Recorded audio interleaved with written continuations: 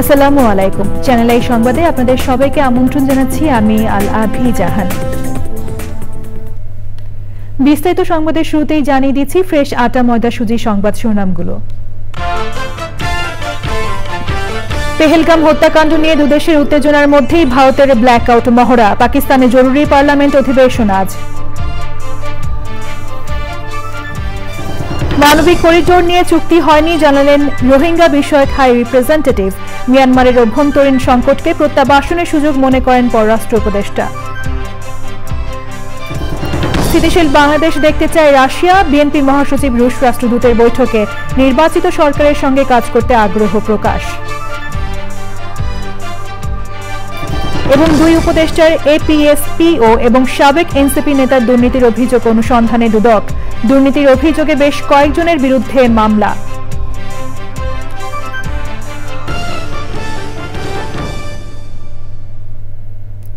সংবাদ শিরোনামগুলো জানাচ্ছিলাম। এখনকার এই সংবাদ আয়োজন একই সঙ্গে চ্যানেল আই এর ইউটিউব চ্যানেলে এবং চ্যানেল আই এর ওটিটি প্ল্যাটফর্ম আই স্ক্রিনে লাইভ স্ট্রিম হচ্ছে। এবার বিস্তারিত। কাশ্মীরের পেহেলগামে হত্যাকাণ্ডের পর ভারত পাকিস্তান সম্পর্কে উত্তেজনার মধ্যে যুদ্ধের প্রস্তুতি হিসেবে ব্ল্যাকআউট মহড়া করেছে ভারত। স্থগিত হয়ে গেছে দুদেশের মধ্যে বাণিজ্য সহ নানা চুক্তি। ভারতের আচরণকে আগ্রাসী ও উস্কানিমূলক উল্লেখ করে জাতিসংঘ নিরাপত্তা পরিষদে যাওয়ার ঘোষণা দিয়েছে পাকিস্তান। পেহেলগাম কাণ্ড নিয়ে আজ পাকিস্তানের পার্লামেন্টে জরুরি অধিবেশন ডাকা হয়েছে। বিস্তারিত সুব্রত গাইনের রিপোর্টে। কাশ্মীরের পেহেলগামে হত্যাকাণ্ডের পর ভারত পাকিস্তানের দ্বিপাক্ষিক সম্পর্কে চলছে টানাপোড়েন। একে অপরের দোষারোপের পাশাপাশি দিচ্ছে ভারী যুদ্ধাস্ত্রের হুমকি। এরই মধ্যে বেশ কিছু চুক্তি বাতিল ও বাণিজ্যিক সম্পর্ক ছিন্ন করেছে উভয় দেশ। এমন পরিস্থিতিতে বেশ কয়েকটি উচ্চ পর্যায়ের বৈঠক করেছেন ভারতের প্রধানমন্ত্রী নরেন্দ্র মোদী। এছাড়া রোববার সর্বদলীয় বৈঠক করেন ভারত সরকার। তবে এ বিষয়ে বিস্তারিত এখনও কিছু জানা যায়নি। এমনকি রোববার রাতে পাঞ্জাবের ফিরোজপুর ক্যান্টনমেন্ট এলাকায় রাত ৯টায় আলো বন্ধ রেখে ব্ল্যাকআউট মহড়া করা হয়েছে। ভারতীয় গণমাধ্যম আনন্দবাজার এমন তথ্যই জানিয়েছে। সাধারণত যুদ্ধের সময়ে বা যুদ্ধের প্রস্তুতি হিসেবে ব্ল্যাকআউট মহড়া করা হয়। এদিকে দুই দেশের সম্পর্কের অবস্থা নিয়ে আজ পার্লামেন্টে অধিবেশন ডেকেছে পাকিস্তান। স্থানীয় সময় বিকেল ৫টায় অধিবেশনটি শুরু হবে। বিভিন্ন সংবাদ মাধ্যম বলছে অধিবেশনে বর্তমান পরিস্থিতিতে ভারতের ভূমিকার নিন্দা করে প্রস্তাব পাস হতে পারে। এছাড়া পেহেলগাম কাণ্ড এবং ভারত পাক সম্পর্ক নিয়ে আলোচনা হওয়ারও কথা রয়েছে। ভারতের আগ্রাসী আচরণ ও যুদ্ধের উস্কানিমূলক বিবৃতিতে জাতিসংঘের নিরাপত্তা পরিষদে যাওয়ার ঘোষণা দিয়েছে পাকিস্তান। এই সংক্রান্ত একটি বিবৃতিও দিয়েছে পাকিস্তানের পররাষ্ট্র মন্ত্রণালয়। এদিকে সিন্ধু নদ পানি চুক্তি বাতিলের পর পাকিস্তানের চেনাব নদীর পানি প্রবাহ বন্ধ করে দিয়েছে ভারত। এছাড়াও কৃষ্ণগঙ্গা বাঁধের মাধ্যমে ঝিলাম নদীর পানি আটকানোর পরিকল্পনা করা হচ্ছে বলে সংবাদ মাধ্যম পিটিআই জানিয়েছে। Subrata Gain, channel I. Jatiya Nagarik party এনসিপির দক্ষিণাঞ্চলের মুখ্য সংগঠক হাসনাত আব্দুল্লাহর গাড়িতে হামলার ঘটনায় দুজনকে গ্রেপ্তার করেছে গাজীপুর মেট্রোপলিটন পুলিশ। রোববার সন্ধ্যায় এই হামলা হয় বলে জানিয়েছেন এনসিপি নেতারা। ঘটনার প্রতিবাদে তাৎক্ষণিকভাবে বিক্ষোভ মিছিল করেছেন এনসিপির স্থানীয় নেতাকর্মীরা। পুলিশ জানায় রোববার সন্ধ্যায় বাসন সড়ক এলাকায় এনসিপির মুখ্য সংগঠক হাসনাত আব্দুল্লাহর গাড়িতে 10 থেকে 12 জন হামলা চালায়। এতে হাসনাত আব্দুল্লাহর গাড়ির কাঁচ ভেঙে যায় ও তার হাত রক্তাক্ত হয়। পরে হাসনাত আব্দুল্লাহ তার গাড়ি নিয়ে ইসলামিক ইউনিভার্সিটি অফ টেকনোলজির সামনে কিছু সময় অবস্থান করে ঢাকার উদ্দেশ্যে রওনা হন। এ ব্যাপারে গাজীপুর মহানগর পুলিশের উপকমিশনার রবিউল ইসলাম বলেন, হাসনাত আব্দুল্লাহর উপর হামলার ঘটনায় সিসিটিভি ফুটেজ পর্যবেক্ষণ করা হচ্ছে। দায়ীদের ধরতে কাজ শুরু করেছে পুলিশ।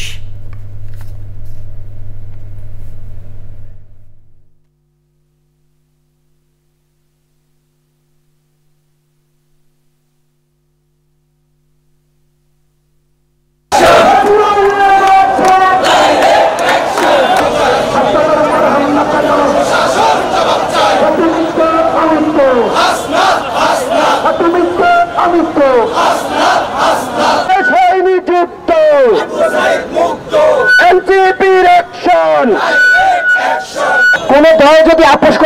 করে সেই দলের বিরুদ্ধেও আমরা আওয়ামী লীগের বিরুদ্ধে আমরা যেমন জিহাদ করেছি, যুদ্ধ ঘোষণা করেছি, সেই দলের বিরুদ্ধে জিহাদ ঘোষণা করবো, যুদ্ধ।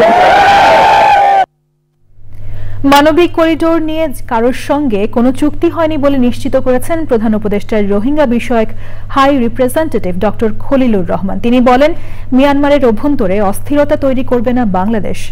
অন্যদিকে মিয়ানমারের অভ্যন্তরীণ সংকটকে রোহিঙ্গা প্রত্যাবাসনের সুযোগ হিসেবে দেখছেন পররাষ্ট্র উপদেষ্টা। পান্থ রহমান জানাচ্ছেন বিস্তারিত।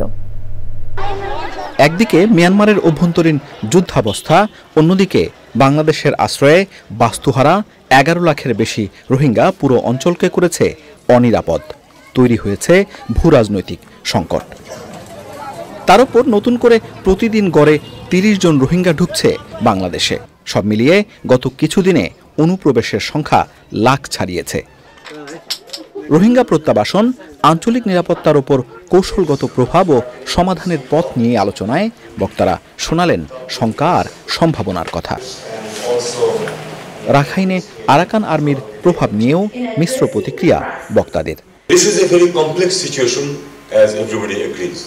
আমরা বেশ জটিল পরিস্থিতির মধ্য দিয়ে যাচ্ছি, কেননা মিয়ানমারে এখন 3টা ভিন্ন পক্ষ এবং তারা আলাদা চরিত্রের। সবাই গুরুত্বপূর্ণ। ইতিহাস বলছে জাতিগত সংকটের সমাধান শান্তিপূর্ণ হয় না। বাংলাদেশ পাকিস্তানের মধ্যেও হয়নি। তাহলে এটাই কি সেই সংঘাত যেটা মিয়ানমারের রোহিঙ্গা সংকটের সমাধান দেবে? এটাই কি সেই সুযোগ? হয়তো এটাই সুযোগ, যার মাধ্যমে রোহিঙ্গাদের অধিকার পুনঃস্থাপিত হবে। বক্তারা মানবিক করিডোর ইস্যুকে বাংলাদেশের জন্য প্রথম ভূরাজনৈতিক পরীক্ষা হিসেবে দেখছেন। আমরা মানবিক করিডোর নিয়ে কোনো আলোচনা করিনি। মানবিক করিডোর নিয়ে আমাদের কোনো চুক্তিও হয়নি। তারা করিডোরের অনুরোধ করেছে, আমরা পরিষ্কারভাবে জানিয়েছি এটা মানবিক করিডোর নয়। করিডোর ভিন্ন ব্যাপার। পরে তারা একে মানবিক চ্যানেল হিসেবে সংজ্ঞায়িত করেছে, যা কিনা সম্পূর্ণ ভিন্ন। আরাকান আর্মিকে সীমান্তের ওপরে নতুন প্রতিবেশী হিসেবে উল্লেখ করে জাতীয় নিরাপত্তা উপদেষ্টা নিজেদের সীমান্ত রক্ষার তাগিদ দেন। পান্থ রহমান, চ্যানেল আই, ঢাকা। বাংলাদেশে নিযুক্ত রাশিয়ার রাষ্ট্রদূত আলেকজান্ডার গ্রিগোরেভিচ খোজিন বলেছেন, রাশিয়া চায় বাংলাদেশ যেন স্থিতিশীল থাকে, এই অঞ্চল কোনোভাবেই অস্থিতিশীল না হয়। বিএনপি চেয়ারপারসনের গুলশান কার্যালয়ে দলের মহাসচিব মির্জা ফখরুল ইসলাম আলমগীরের সাথে বৈঠকে রাশিয়ার রাষ্ট্রদূত এ কথা বলেন। বৈঠক শেষে বিএনপির স্থায়ী কমিটির সদস্য আমির খসরু মাহমুদ চৌধুরী জানান, সবার মতো রাশিয়াও নির্বাচিত সরকারের সঙ্গে কাজ করতে চায়। পরে বাংলাদেশে নিযুক্ত জাপানের রাষ্ট্রদূতও বিএনপির সঙ্গে বৈঠক করেছেন। রাহুলের রিপোর্ট। বিভিন্ন দেশের কূটনীতিকদের সঙ্গে নিয়মিত বৈঠক করছে বিএনপি। রোববার সকালে বিএনপি চেয়ারপারসনের গুলশান কার্যালয়ে দলের মহাসচিব মির্জা ফখরুল ইসলাম আলমগীরের সঙ্গে সাক্ষাৎ করেন বাংলাদেশে নিযুক্ত রাশিয়ার রাষ্ট্রদূত আলেকজান্ডার গ্রিগোরেভিচ খোজিন। ঘণ্টাখানেক বৈঠক শেষে বিস্তারিত জানান বিএনপির স্থায়ী কমিটির সদস্য আমির খসরু মাহমুদ চৌধুরী। শুধু রাশিয়ান নয়, যাদের সাথে আমাদের বিভিন্ন ইস্যুগুলো আছে, আনরিজলভড আছে কিংবা ভবিষ্যতে হওয়ার সম্ভাবনা আছে, সেটা সরকারি লেভেলে বেসরকারি লেভেলে সব ক্ষেত্রে এগুলো একটা অপেক্ষায় আছে। তো তারা সবাই চাচ্ছে নির্বাচনের মাধ্যমে নির্বাচিত সরকার আসলে এই সিদ্ধান্তগুলো নিতে অনেক সহজ হয়ে যাবে, এবং এই সিদ্ধান্তগুলো তো অনেকগুলো স্বল্প মেয়াদী সিদ্ধান্ত না, অনেকগুলো দীর্ঘমেয়াদী মধ্যমেয়াদী সিদ্ধান্ত আছে। তো স্বাভাবিকভাবে তারা অপেক্ষা করছে সবাই নির্বাচনের জন্য, নির্বাচিত সরকারের জন্য। আমির খসরু জানান, এই অঞ্চলে স্থিতিশীলতা চায় রাশিয়া। সকলের তো কনসার্ন আছে যে সবাই এই এলাকায় একটা স্টেবিলিটি চায়। কেউ চায় না যে এটা ভৌগোলিক একটা আমাদের জিও স্ট্র্যাটেজিক যে বিষয়টা আছে, এটা যাতে স্টেবিলিটিটা যাতে অব্যাহত থাকে, এটা সকলের ইন্টারেস্টে সকলে চায়। বিকেলে বাংলাদেশে নিযুক্ত জাপানের রাষ্ট্রদূত সাইদা সেনইচি বিএনপি মহাসচিব মির্জা ফখরুল ইসলাম আলমগীরের সঙ্গে বৈঠক করেছেন। বৈঠকে দুই দেশের স্বার্থ সংশ্লিষ্ট বিভিন্ন বিষয়ে আলোচনা হয়েছে। Rahul Roy, channel I, Dhaka. BNP chairperson Begum Khaleda জিয়ার দেশে ফেরা উপলক্ষে সড়কে নিরাপত্তা জোরদারের কথা জানিয়েছে ঢাকা মেট্রোপলিটন পুলিশ। ডিএমপির উপ পুলিশ কমিশনার মোহাম্মদ তালেবুর রহমান জানান, বিশেষ কোনো নিরাপত্তার ঝুঁকি নেই। ট্রাফিক ব্যবস্থাপনা যাতে স্বাভাবিক থাকে সেজন্য বিশেষ ব্যবস্থা নেওয়া হবে। বিএনপি চেয়ারপারসন বেগম খালেদা জিয়া মঙ্গলবার দেশে ফিরবেন। সকাল 10:30টায় হযরত শাহজালাল আন্তর্জাতিক বিমানবন্দরে পৌঁছাবেন তিনি। গত 8 জানুয়ারি উন্নত চিকিৎসার জন্য যুক্তরাজ্যের লন্ডনে যান সাবেক প্রধানমন্ত্রী বেগম খালেদা জিয়া।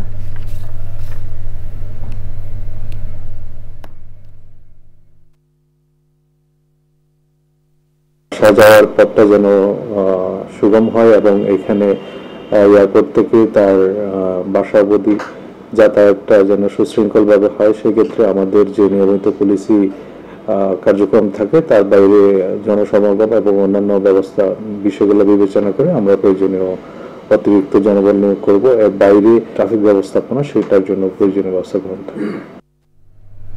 বিএনপির মহাসচিব মির্জা ফখরুল ইসলাম আলমগীর বলেছেন, গণমাধ্যম ভুল করতে পারে কিন্তু গণমাধ্যমকে আক্রমণ করার হুমকি গণতন্ত্রের জন্য ক্ষতিকর। তিনি বলেন, বিএনপি সব সময় গণমাধ্যমের স্বাধীনতার পক্ষে ছিল, আছে এবং থাকবে। বিশ্ব মুক্ত গণমাধ্যম দিবসের আলোচনায় সম্পাদকরা বলেন, বর্তমান সূচকে কয়েক ধাপ এগুলেও গণমাধ্যমের স্বাধীনতার ক্ষেত্রে বাংলাদেশ এখনো অনেক পিছিয়ে। পরাগ আজিমের রিপোর্ট। সম্পাদক পরিষদের আয়োজনে বিশ্ব মুক্ত গণমাধ্যম দিবস উপলক্ষে জাতীয় প্রেস ক্লাবে আলোচনা সভা। সম্পাদক, সিনিয়র সাংবাদিকরা ছাড়াও অংশ নেন রাজনীতিবিদরা। আলোচনায় সম্পাদকরা বলেন, গণতন্ত্রের স্বার্থেই গণমাধ্যমের স্বাধীনতা দরকার। সারা পৃথিবীতে গণমাধ্যমের স্বাধীনতার তালিকায় কয়েকশো দেশের অনেক নিচে অবস্থান করছে। এটা শুধু যে এই দেশের গণমাধ্যম কর্মীদের জন্য লজ্জাজনক, শুধু তাই নয়, এই দেশের যারা রাজনীতিক, যারা রাষ্ট্র পরিচালনা করেন, তাদের জন্য এটা কোনো অবস্থায় গৌরবের হতে পারে না। চাকরি যায় সেই দেশে মুক্ত গণমাধ্যম দিবস পালন করছি আমরা, জানি না আমি কাকে দায়ী করবো। এই জন্য শেখ হাসিনার রিজিম যে এত জনধিকৃত হয়েছিলেন তার অন্যতম কারণ ছিল যে গণমাধ্যমের স্বাধীনতা ছিল না। তবে এখন যে ব্যাপারটা আমি সত্যিকার অর্থে উদ্বেগ প্রকাশ করছি সেটা হচ্ছে যে বর্তমানে 266 জন সাংবাদিকের বিরুদ্ধে হত্যা অথবা ভায়োলেন্ট কোন ক্রাইমের মামলা চলছে। এটা কিভাবে সম্ভব? আলোচনায় রাজনীতিবিদরা বলেন, গণমাধ্যমকে তারা স্বাধীন দেখতে চান, তবে স্বাধীনতার নামে স্বেচ্ছাচারিতা কাম্য নয়। মিডিয়ার ভিতরে যে ফেসিজম প্রবেশ করেছে সেখান থেকে মিডিয়াকে আমরা কিভাবে বের করতে পারবো সে বিষয়ে আসলে আমাদের স্পষ্ট রূপরেখা প্রয়োজন। আদর্শিক আধিপত্য জায়গা থেকেও যদি মিডিয়া বের না হয়, জনগণের মিডিয়ার প্রতি যে আস্থা বিশ্বাসের জায়গা সেটি আসলে সম্পূর্ণরূপে নিশ্চিত হবে না। সংবাদ মাধ্যমের পরিপূর্ণ স্বাধীনতা নিশ্চিত করা উচিত, কিন্তু তারপরেও ওটার একটা সিলিং থাকতে হবে, কারণ দেশ আছে, দেশের স্বাধীনতা আছে, সার্বভৌমত্ব আছে। সংবাদপত্রের স্বাধীনতা, সংবাদপত্র যা বলতে চাইবে, পছন্দ না হলে সেটা সম্পর্কে কথা বলা সব ঠিক আছে, কিন্তু সেই সংবাদ প্রতিষ্ঠানকে উড়িয়ে দেওয়া, গুড়িয়ে দেওয়া, তার প্রতি আপনার মব জাস্টিস প্রয়োগ করার চেষ্টা করা, এগুলোকে অবশ্য আমরা আমাদের সেই পুরনো মানুষেরা আমরা গণতন্ত্রের মানদণ্ড হিসেবে দেখতে পারি না। এখন আমরা বরাবরই সংবাদপত্রের স্বাধীনতার পক্ষে ছিলাম, আছি এবং ভবিষ্যতে থাকব। সিনিয়র সাংবাদিকরা বলেন, কাঠামোগত কারণেই সোশ্যাল মিডিয়ার চাইতে গণমাধ্যমের নির্ভরযোগ্যতা বেশি। মানুষের সেই আস্থার জায়গাটি আরো উন্নত করার সুযোগ সাংবাদিকদের রয়েছে। এই ব্যাপারে আপনাদেরকে আমরা নিশ্চয়তা দিতে পারি। পরাগ আজিম, চ্যানেল আই, ঢাকা। গোয়েন্দা অনুসন্ধানের পর এলজিআরডি উপদেষ্টা আসিফ মাহমুদ সজীব ভূঁইয়ার সাবেক এপিএস মোয়াজ্জেম হোসেন ও স্বাস্থ্য উপদেষ্টা নূরজাহান বেগমের সাবেক পিও তুহিন ফারাবী এবং এনসিপির সাবেক নেতা এবিএম গাজী সালাউদ্দিন আহমেদ তানভীরের বিরুদ্ধে অনুসন্ধান শুরু করেছে দুদক। এছাড়া জ্ঞাত আয় বহির্ভূত সম্পদ অর্জনের অভিযোগে ট্যাক্সেস আপিলাত ট্রাইব্যুনালের সাবেক কর কমিশনার রঞ্জিত কুমার তালুকদার ও তার স্ত্রীর বিরুদ্ধে আলাদা দুটি মামলা করেছে দুদক। রিপোর্ট রোকসানা আমিনের। তদবির বাণিজ্য সহ শত কোটি টাকা হাতিয়ে নেওয়ার অভিযোগে গত 22 এপ্রিল প্রজ্ঞাপন জারি করে অব্যাহতি দেওয়া হয় যুব ও ক্রীড়া ও স্থানীয় সরকার মন্ত্রণালয়ের উপদেষ্টা আসিফ মাহমুদ সজীব ভূঁইয়ার একান্ত সচিব মোয়াজ্জেম হোসেনকে। এর আগে দুর্নীতির অভিযোগ ওঠায় স্বাস্থ্য উপদেষ্টা নূরজাহান বেগমের পিও ছাত্র প্রতিনিধি তুহিন ফারাবীকেও অব্যাহতি দেওয়া হয়। শুধু তারাই নয়, নিয়োগে অবৈধভাবে হস্তক্ষেপ এবং এনসিটিভির পাঠ্যবই ছাপার কাগজে কমিশন বাণিজ্যের অভিযোগে ইতোমধ্যে দল থেকে অব্যাহতি দেওয়া হয়েছে জাতীয় নাগরিক পার্টি এনসিপির যুগ্ম সদস্য সচিব গাজী সালাউদ্দিন তানভীরকে। নিয়মিত ব্রিফিংয়ে দুদক মহাপরিচালক জানান, সম্প্রতি দুর্নীতির অভিযোগে অব্যাহতি পাওয়া 2 উপদেষ্টার এপিএস, পিও এবং এনসিপির যুগ্ম সদস্য সচিবের বিরুদ্ধে দুর্নীতির অভিযোগ অনুসন্ধান শুরু হয়েছে। 2জন উপদেষ্টা যে এপিএস, পিএস এবং সাবেক সমন্বয়কের বিরুদ্ধে অনুসন্ধানের সিদ্ধান্ত গৃহীত হয়েছে। তাদের বিরুদ্ধে গোয়েন্দা কার্যক্রম চলমান ছিল এবং সেই গোয়েন্দা কার্যক্রমের ভিত্তিতে প্রকাশ্য অনুসন্ধানের সিদ্ধান্ত গৃহীত হয়েছে। এর বাইরে মামলা হয়েছে বেশ কটি। জনাব রঞ্জিত কুমার তালুকদার, সাবেক সদস্য, বর্তমানে অবসরপ্রাপ্ত, টেক্সাস আপিলেট ট্রাইব্যুনাল, দায়িত্ব পালনকালে ক্ষমতার অপব্যবহার পূর্বক জ্ঞাত আয়ের উৎসের সাথে অসঙ্গতিপূর্ণ সম্পদ অর্জনের অপরাধ অনুসন্ধানকালে প্রমাণিত হয়েছে। এছাড়া অস্বাভাবিক মূল্যবৃদ্ধি দেখিয়ে অর্থ আত্মসাতের অভিযোগে ন্যাশনাল লাইফ ইন্স্যুরেন্সের সাবেক চেয়ারম্যান মুর্শিদ আলমের বিরুদ্ধে মামলা ও স্বাস্থ্য প্রকৌশল অধিদপ্তরের সাবেক তত্ত্বাবধায়ক প্রকৌশলী আনোয়ার আলী ও তার স্ত্রী দিলরুবা আলীর বিরুদ্ধে মামলার অভিযোগ দিয়েছে দুদক।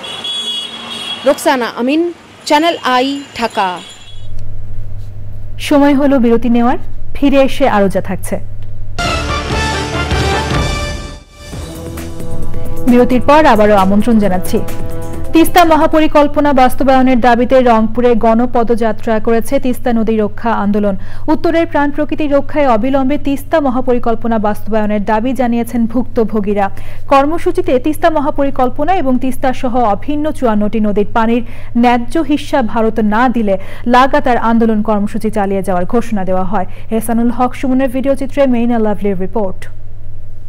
তিস্তা মহাপরিকল্পনা বাস্তবায়নের দাবিতে তিস্তা নদী রক্ষা আন্দোলনের গণপদযাত্রা উপলক্ষে রংপুর নগরীর শাপলা চত্বরে জনতার ঢল। নদী ভাঙন কবলিত মানুষ, নদী রক্ষায় আন্দোলনকারী হাজার হাজার মানুষের উপস্থিতিতে পরিপূর্ণ শাপলা চত্বর এলাকা। গণপদযাত্রার আগে সমাবেশে ভারতের কাছে 54টি অভিন্ন নদীর পানির দাবি জানিয়ে বিএনপির স্থায়ী কমিটির সদস্য মির্জা আব্বাস বলেন, ভারত নদীর পানিকে মারণাস্ত্র, যুদ্ধাস্ত্র হিসেবে ব্যবহার করছে। আমাদের তিস্তার পানি চাই, দিতে হবে। ফারাক্কার পানি চাই, দিতে হবে। যেখানে যেখানে আমাদের পানির অভিন্ন নদী আছে, সমস্ত নদীর পানি আমাদেরকে দিতে হবে হিসাব মতো। তিস্তা মহাপরিকল্পনা বাস্তবায়নে অন্তর্বর্তীকালীন সরকার উদ্যোগ না নিলে আন্দোলন চালিয়ে যাওয়ার ঘোষণা দেয়া হয়। অতি সত্বর যাতে আমাদের এই দাবিকে মেনে নিয়ে 2 কোটি মানুষের জীবন রেখা, প্রাণ, ভালোবাসা, এই রংপুরের অস্তিত্ব যাতে বিপন্ন না হয় সেদিক উনি রক্ষা করবেন। আর আজকের পরেও যদি দাবি মানা না হয় তাহলে এরপরে আমরা ধীরে ধীরে আস্তে আস্তে আমরা কঠিন কর্মসূচি দিতে বাধ্য থাকব। তিস্তা নদীর ভাঙন কবলিত উত্তরের 5 জেলার মানুষ গণপদযাত্রায় অংশ নিয়ে উত্তরের প্রাণ প্রকৃতি রক্ষায় দ্রুত তিস্তা পানি চুক্তি ও তিস্তা মহাপরিকল্পনা বাস্তবায়নের দাবি জানিয়েছেন। এবার অবরোধ করি হইল, হরতাল কোনো আন্দোলন করি হইল, আমরা তিস্তা মহাপরিকল্পনা বাস্তবায়ন আমরা করে ছাড়বো। আমাদের উত্তরাঞ্চলের বৈষম্যের শিকার, আমরা এই অঞ্চলের বৈষম্যের শিকার থেকে আমরা আমাদের মুক্তি পেতে চাই। তিস্তা বাঁচলে কৃষক বাঁচবে, কৃষক বাঁচলে জনগণ বাঁচবে, এই উদ্দেশ্য নিয়ে আমরা লাখো জনতা নিয়ে আজকে রাস্তায় নেমেছি। তিস্তা নদী রক্ষায় নানা দাবি সম্বলিত ব্যানার, ফেস্টুন, জাতীয় পতাকা হাতে একটি বিশাল পদযাত্রা নগরীর গুরুত্বপূর্ণ সড়ক প্রদক্ষিণ করে জিলা স্কুলে গিয়ে শেষ হয়। রংপুর থেকে মেরিনা লাভলি, চ্যানেল আই। এবার রয়েছে নিটল টাটা কৃষি সংবাদ।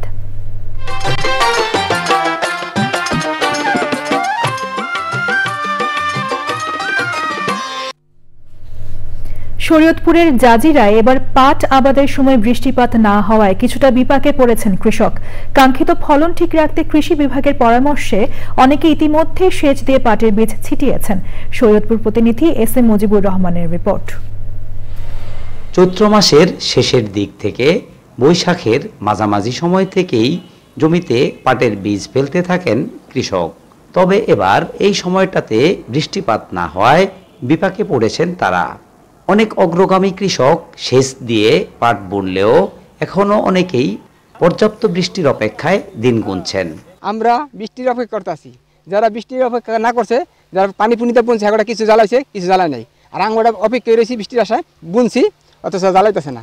বৃষ্টি না থাকার কারণে পানি দিয়ে পাট বুনছি, কিছু বৃষ্টি হলে এই পাট ভালো বেশি হইব। বৃষ্টি আর 20-25 দিন আগে এলে পাট ফসল আদি ভালো হইতো। সপ্তাহে যদি পাটটা জ্বালায় এই পাটটা ফলন, পরে যদি সপ্তাহ পরে যদি বৃষ্টি বাদল হয় এই পাট কোনো ফলন আসবে না। সপ্তাহ পরে যদি বৃষ্টি হয় পাট জ্বালায় তাহলে এই পাট বন্যায় ক্ষতিগ্রস্ত হবে। পাটের কাঙ্ক্ষিত উৎপাদন ঠিক রাখতে সেচের মাধ্যমে সঠিক সময়ে আবাদের লক্ষ্যে কাজ করে যাচ্ছে মাঠ পর্যায়ের কৃষি কর্মকর্তারা।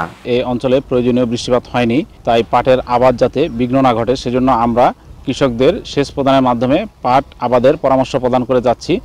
এজন্য আমাদের উপসহকারী কৃষি কর্মকর্তাগণ নিয়মিত মাঠে মনিটরিং জোরদার করেছেন যাতে পাটের উৎপাদন বৃদ্ধি পায়। এবছর জাজিরা উপজেলায় পাট আবাদের লক্ষ্যমাত্রা নির্ধারণ করা হয়েছে ৯,৭৫৫ হেক্টর জমিতে। শরীয়তপুর থেকে SM. Mujibur Rahman, channel I. এবার প্রকৃতি সংবাদ।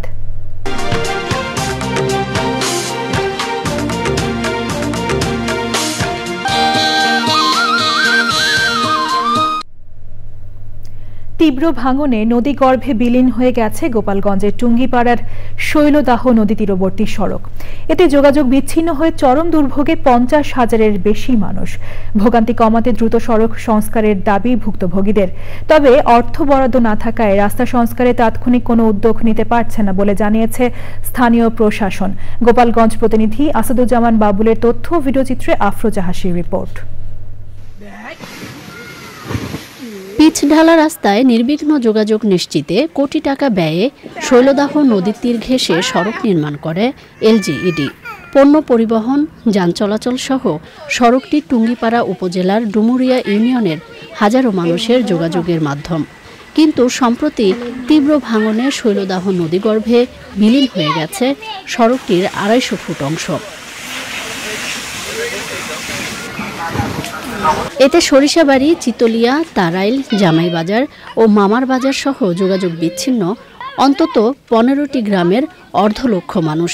কাছে একবারে রাস্তা ছিল, রাস্তাটা সহ পুরো ভেঙে গেছে। ভেঙে যাওয়ার কারণে এই এলাকার লোকজন যাতায়াতের খুব সমস্যা, স্কুলে যাতায়াত পোলাপান যাইতে পারে না ঠিক মতো। নদী ভাঙা না কমালে তো এই রাস্তাটা থাকবে না, আমাদের বাড়ি ঘরও থাকতেছে না। ঘর ভাঙতে আর চাইরাত আছে জায়গা, মালবিড়ি বার করছে মানুষ নিয়ে। আগে একবার ভাঙছে, সেখানে যে পাইলিং করছে সে পাইলিং ওঠে নাই, ফিরে এবার ভেঙে গেছে, নতুন রাস্তা ঢালাই করছে তাও ভেঙে গেছে। প্রতিদিন 10 থেকে 15 কিলোমিটার ঘুরে গন্তব্যস্থলে পৌঁছাতে হচ্ছে শিক্ষক, শিক্ষার্থী, চাকরিজীবী সহ খেটে খাওয়া মানুষকে। ভাঙন কবলিত এলাকা পরিদর্শন শেষে প্রয়োজনীয় অর্থ বরাদ্দ পেলে সড়ক মেরামতে ব্যবস্থা নেওয়ার আশ্বাস কর্তৃপক্ষের। আমরা যদি বরাদ্দ পাই জরুরি ভিত্তিতে সেখানে সংস্কার কাজ শুরু হবে। আর নদী ভাঙনের ফলে যে পরিবারটি ক্ষতিগ্রস্ত হয়েছে সেই পরিবারটিকে পুনর্বাসন করার জন্য আমরা আগামীকাল থেকে ওনার নিজস্ব জায়গায় উপজেলা প্রশাসনের পক্ষ থেকে একটি ঘর নির্মাণ করে দেব। অগ্রাধিকার ভিত্তিতে সড়কটি সংস্কারে সরকারের হস্তক্ষেপের দাবি ভুক্তভোগীদের। আফরোজা হাসি, প্রকৃতি ও জীবন ডেস্ক, চ্যানেল আই। সবশেষে ফ্রেশ আটা, ময়দা, সুজি সংবাদ শিরোনামগুলো জানিয়ে দিচ্ছি আরো একবার। পেহেলগাম হত্যাকাণ্ড নিয়ে দুদেশের উত্তেজনার মধ্যেই ভারতের ব্ল্যাকআউট মহড়া, পাকিস্তানে জরুরি পার্লামেন্ট অধিবেশন আজ। মানবিক করিডোর নিয়ে চুক্তি হয়নি জানলেন রোহিঙ্গা বিষয়ক হাই রিপ্রেজেন্টেটিভ। মিয়ানমারের অভ্যন্তরীণ সংকটকে প্রত্যাবাসনের সুযোগ মনে করেন পররাষ্ট্র উপদেষ্টা। স্থিতিশীল বাংলাদেশ দেখতে চায় রাশিয়া, বিএনপি মহাসচিব রুশ রাষ্ট্রদূতের বৈঠকে নির্বাচিত সরকারের সঙ্গে কাজ করতে আগ্রহ প্রকাশ। এবং 2 উপদেষ্টার সাবেক এপিএস পিও এবং সাবেক এনসিপি নেতার দুর্নীতির অভিযোগ অনুসন্ধানে দুদক। দুর্নীতির অভিযোগে বেশ কয়েকজনের বিরুদ্ধে মামলা।